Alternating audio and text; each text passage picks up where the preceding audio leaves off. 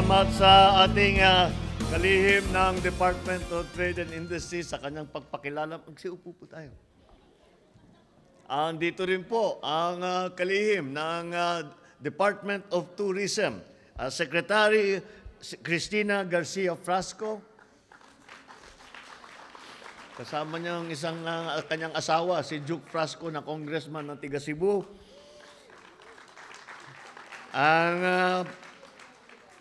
Her Excellency, the Ambassador to Japan, Maylene Garcia Albano. Kasama rin niya ang kanyang, hindi ko masabi yung better half yung kanyang asawa, ganun na. Isabela Governor Rod Albano. The Philippine Consul General in Osaka, Voltaire Mauricio.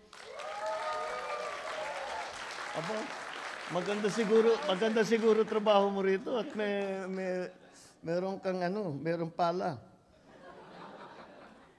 OWA Administrator Patricia Yvonne P.Y. Kaunan, sorry. Pakilala ko rin po, nagkataon lang at nakasama natin dito ang yung kaibigan natin. Nandito po yung dating mayor ng Mandaluyong, si Benher Abalos. At saka ito, masasabi ko, better half. Ang kanyang better half, naging mayor din, si Mayor Menchi Abalos. At siyempre, hindi kumpleto ang aking pagbati kung hindi ko babatiin ang aking may bahay na the First Lady, na Lisa Araneta Marcos. Lahat ng aming kasama sa Philippine Delegation at kayong lahat na aming mga special guests. At magandang gabi po sa inyong lahat.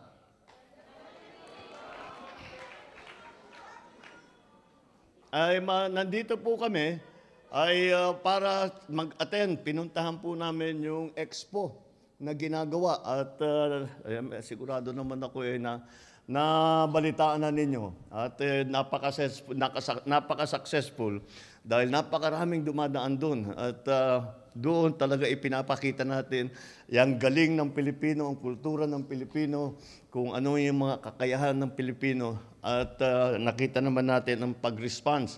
At nakita naman natin na talagang ang Pilipino ay nagkaroon na talaga ng napakagandang reputasyon sa buong mundo.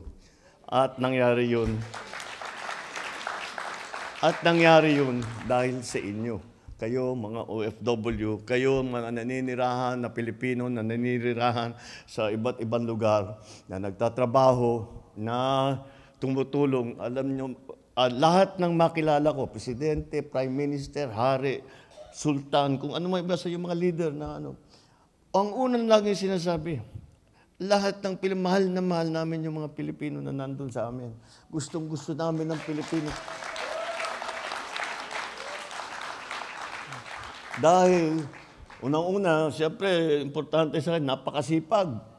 At saka, kahit wala na sa yung pakiusap, madaling pakiusapan, kasi tumutulong kahit wala na sa trabaho. Dahil na favor lang, nandyan yung Pinoy, sige, tulungan kita always. Kaya naiba talaga ang ugali ng Pilipino, kaya nakaka-proud kayong lahat. Kaya maraming salamat. Alam ko, sakripisyo sa inyo ito. Bilang inyong lingkod, pinapahalagahan ko ang ating bukas na ugnayan. Kaya nagagalak ako sa pagkakataong ito na makasama kayong lahat. Allow me first to address our youth community, especially our Filipino-Japanese youth, who may be more comfortable listening to this in English. But still, I encourage you to learn our language, Filipino. When Japanese Prime Minister Ishiba visited the Philippines last April, we had the opportunity to affirm the importance of our bilateral relations, especially because we will be celebrating the 70th year of robust diplomatic relations between Japan and the Philippines. Our two peoples have a deep history, founded on the spirit of reconciliation, of brotherhood, and amity or friendship.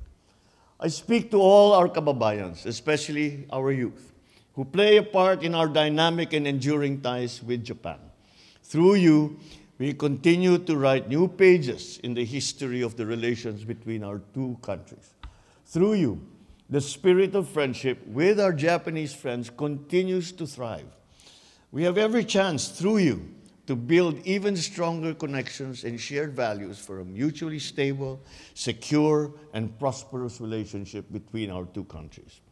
This is why I hope you will join me and the Philippine nation in helping our community here in Japan to grow even more in love with the Philippines, to learn and embrace fully your Filipino identity, to support our nation's aspirations for unity, for peace, and for prosperity. Now, allow me to speak once again to address our dear kababayans, especially our OFWs and the first-generation Filipinos who have settled here in Japan.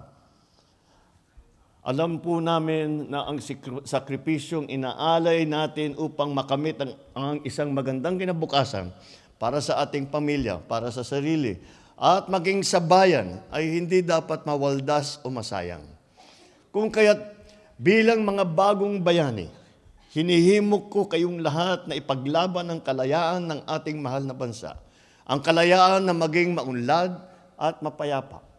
I call on every Filipino gathered here tonight.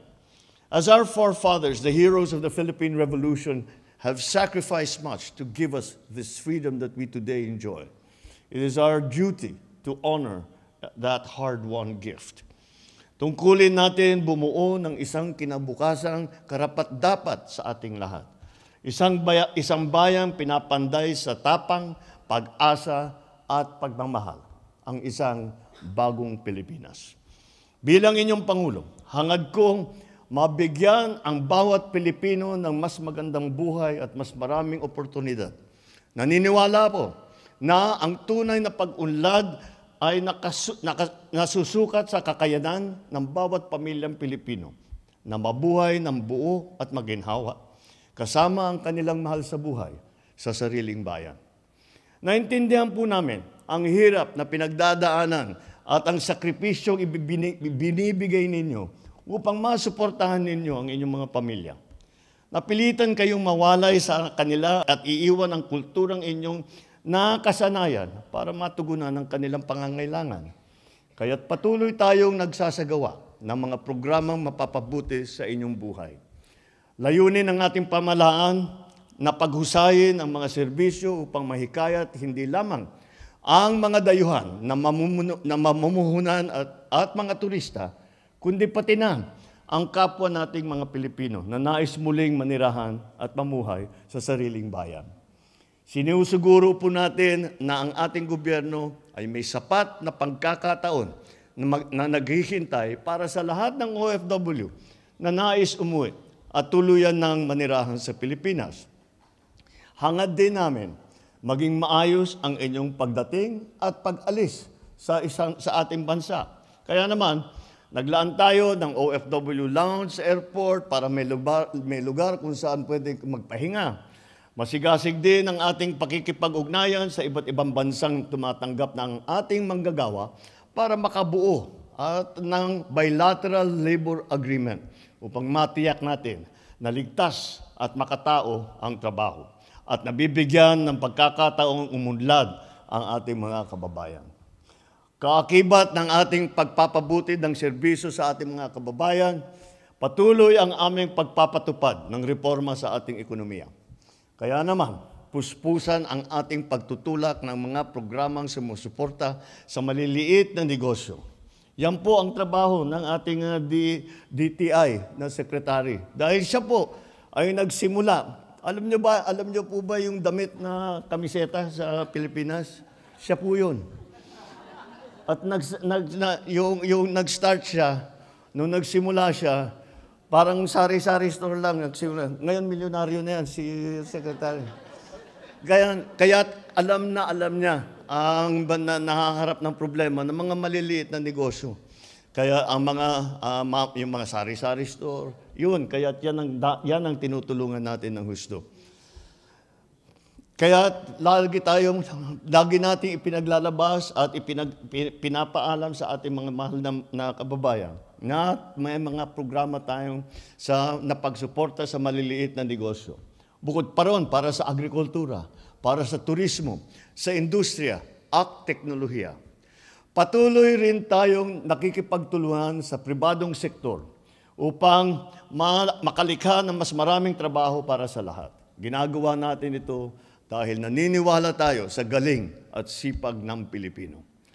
I recognize the weight of your sacrifice and the strength that it takes to provide for your families from afar. And that is why we will never tire of honoring you and finding ways to improve your lives.